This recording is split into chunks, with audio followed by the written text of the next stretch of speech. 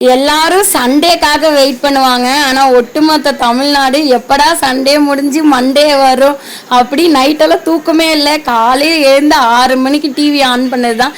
எங்கள் வீட்டில் மட்டும் இல்லை, எல்லார் வீட்லேயுமே இப்படி தான் இருக்குன்னு நினைக்கிறேன். லைவில் பார்த்துக்கிட்டே இருக்கிற மாதிரி இருந்துச்சு.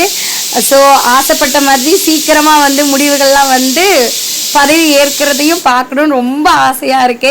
பாண்டிச்சேரிலையும் சரி, தமிழ்நாட்டிலையும் சரி, யார் வந்தால் நல்லா இருக்குன்னு ஆசைப்பட்டனோ அவங்க தான் லீடிங்கில் இருக்காங்க அப்படின்னு கேட்கும்போது அவ்வளோ சந்தோஷம். ஆனால் என் ஹஸ்பண்ட் என்னை கலாய்ச்சிட்டே தான் இருந்தார். நீங்கள் எங்கன்னா கலாய்க்கிறவங்க கலாய்ச்சிக்கிட்டே தான் இருப்பீங்க, நாங்கள் மட்டும் ஜெயிச்சுட்டு போயிட்டே இருப்போம்னு சொல்லிட்டு நான் இப்போ கலாய்க்கிற டைமு ரொம்ப ஹாப்பியாக இருக்கு. ஏதோ நம்ம பிடிச்சவங்க, இவங்க வந்தால் நல்லாயிருக்கும்னு நினைக்கிறவங்க ஜெயிக்கும் போது நாமளே ஜெயித்த மாதிரி இருக்கும் இல்லையா? அப்படி ஒரு ஹாப்பி மூமெண்ட்ஸ் தான். ஸோ இந்த மே 4 திங்கட்கிழமை யாராலையும் மறக்க முடியாத நாள் என்ன மாதிரி யாரெல்லாம் ரொம்ப ஹாப்பியாக இருக்கீங்க?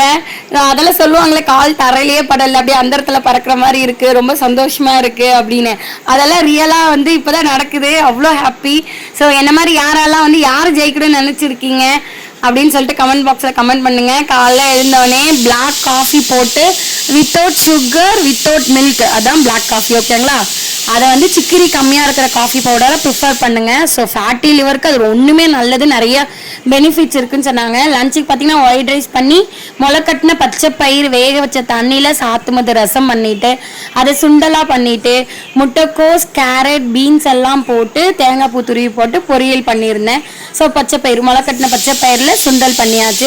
Lunch over. ஸோ காலையிலேருந்து இந்த நியூஸ் சேனலோடைய டிஆர்பி எல்லாம் இன்றைக்கி சும்மா எகிரி வேறு லெவலில் போயிட்டுருக்குன்னு நினைக்கிறேன். எல்லாருமே இந்த மாதிரி டிவியில் உட்காந்துட்டு அப்டேட்ஸ் பார்த்துட்டு இருக்கீங்களா? நீங்கள் எந்த கட்சி ஜெயிக்கும்னு நினைக்கிறீங்க? 10th 12th பப்ளிக் எக்ஸாம் எழுதின குழந்தைங்களும் அவங்க பேரண்ட்ஸ் தான் ரிசல்ட்டுக்காக வெயிட் பண்ணியிருப்பாங்க. ஆனால் ஒட்டுமொத்த தமிழ்நாடே நேற்றுலேருந்து ஒரு பரபரப்பு, ஒரு excitement.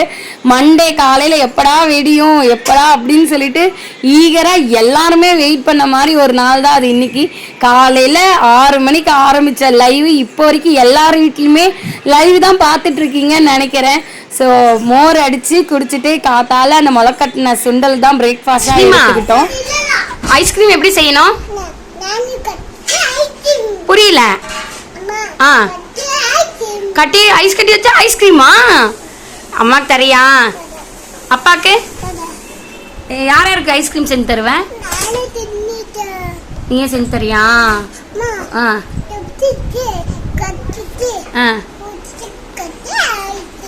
Wow, thank you, Arshni.